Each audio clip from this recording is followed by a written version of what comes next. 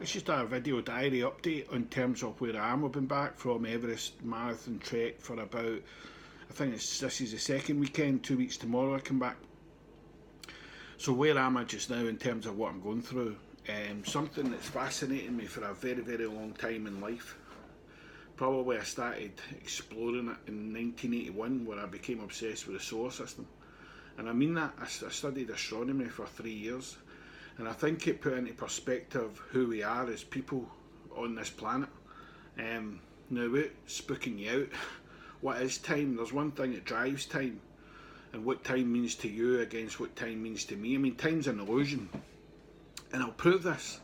One of the things that creates time and gives meaning to time is one word, and that's emotion. And I'll give you some examples.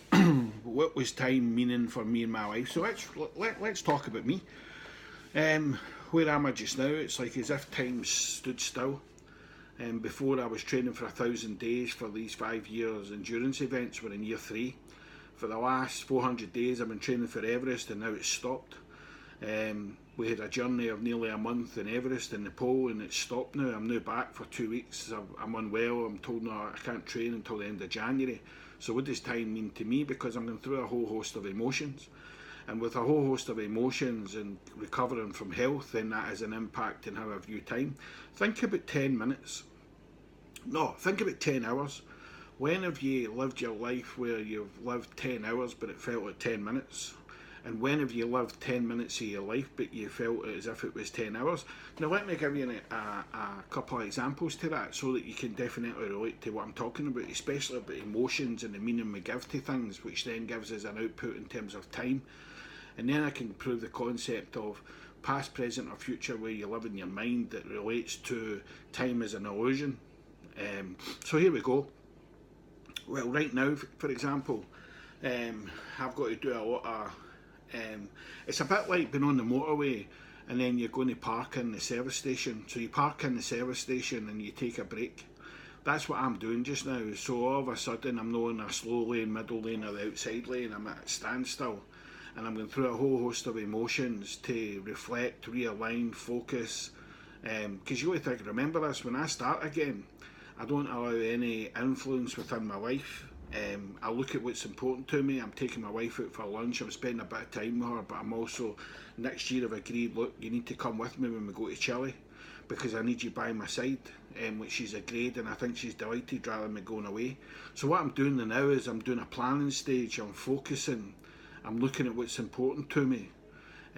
But time's very, very slow because the activities I was doing before I went to Nepal doesn't exist. Let me give you other examples. When I was unemployed, when I was homeless, what did time mean to me then? When I sold a business, when I lost a business, the 3 years that I had the business and then sold it, time went like that. The group of businesses that I built up, but then when it came to the end, near things that happened in my life that made the business take a different direction, where I had to change strategy, time changed like that. Think about right now. Let me give something that you'll be able to relate to, and a lot of people across the world will be able to relate to. You're on December and you've been given your pay and you're getting your Christmas presents in, and then people sometimes overspend. So you've got a percentage of people overspend. Right, what about time when you've got to wait until your next paycheck? Your next paycheck isn't going to be until the end of January. So you'll enjoy the festive period, and then we'll get to the first period in January, and then all of a sudden time does this. And it goes extremely slow. So when it goes extremely slow, what emotions are you going through when you're desperate for your next paycheck? And it takes 5 weeks, month. Whoa. Then we've got the other one. What about when you go on holiday? Right, leading up to the holiday, when you're desperate for the holiday and you're in your job and you're counting the days, and then all of a sudden it comes, and then you jump in the plane, and then it's the fastest aeroplane journey you'll ever take, and then the next thing you go, that we're on the last day, for goodness sake. And then after your last day, you then get the plane journey back home, and then all of a sudden the emotions that you're going through has an impact in time because it's a slower journey coming home than it was in the one that you were going on. Then it's gone back to work, and next thing you're there and you go, where did time go? what's happened there? I'm back in here. Is that it over and done with for another year? But do you see what I mean? Am I proving the concept that time equals emotion, which equals meaning, which equals the space of time, depending where the majority of time where you live, past, present or future? Right now in my life, I'm creating a lot of space in my mind for reflecting on the past, sitting in this house, putting a pair of trainers on and running to the shops, which took me forever. But now the elastic band has been stretched where I'm doing 140 mile, attempting to do a 140 mile trek to Everest, then run a marathon.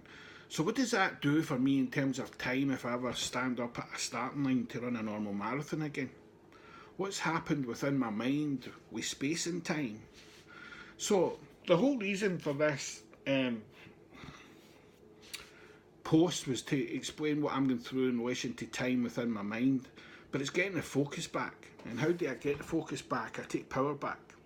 Now what I've accepted is that I'm going to spend a bit of time recovering, but then we're then going to get busy again. Now there's certain things that you do. What's the end result? What's the outcome?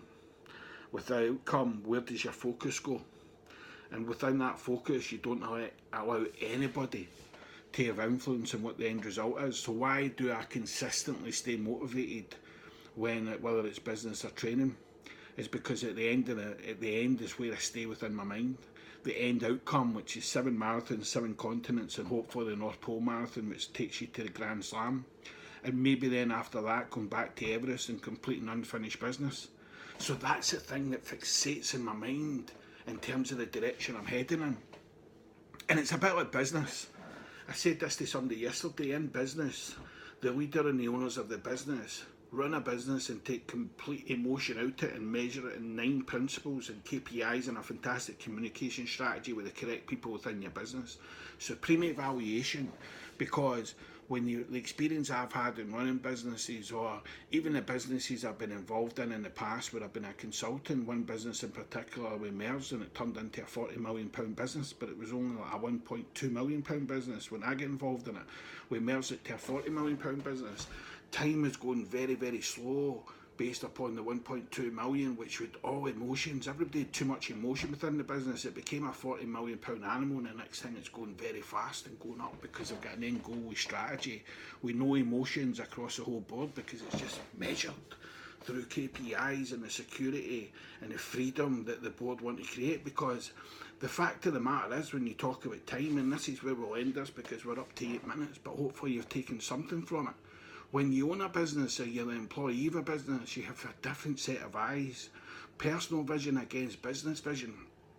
Usually the board of leaders have a personal vision, measuring it through a way of life, but they also have a business strategy. So every day they come in, they're fixated with where they're going. Time and years and days and weeks and months are going by like that. Where the employee, even though you bring them into the business, you recruit them well, you induct them well, you do a self-development plan for them when they're in the business, you communicate with them well, you treat them well. Time goes like that because they're always looking at the clock. Because when they think of time against space within their mind, they're not living a life with passion. They're there, they're a loyal employee, but they're not looking through your set of eyes. So how they view time is different for you. When you own a business and you're in that business and you're working not in the business but you're working on the business, time goes very fast. The person who's an employee, unless you can really empower that person to see beyond an employment contract, that person is clock watching. 2 hours to go. Oh, it's only another hour before we get to lunch. They're looking through a different set of eyes. But the whole concept of this video is to tell you where I am. I'm going through a lot of emotion, but I'm taking time out and readjusting, getting my health back. But even with myself, taking Marley for walks 3 times a day, consistently controlling my thoughts in terms of the timeline that I have to adjust to.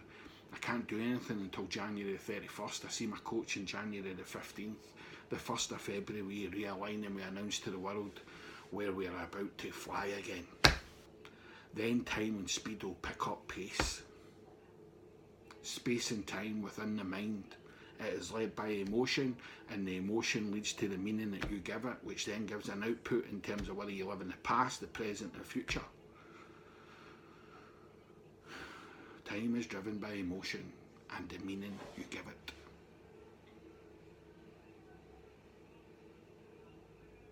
and I'll end with my favourite two words: world class.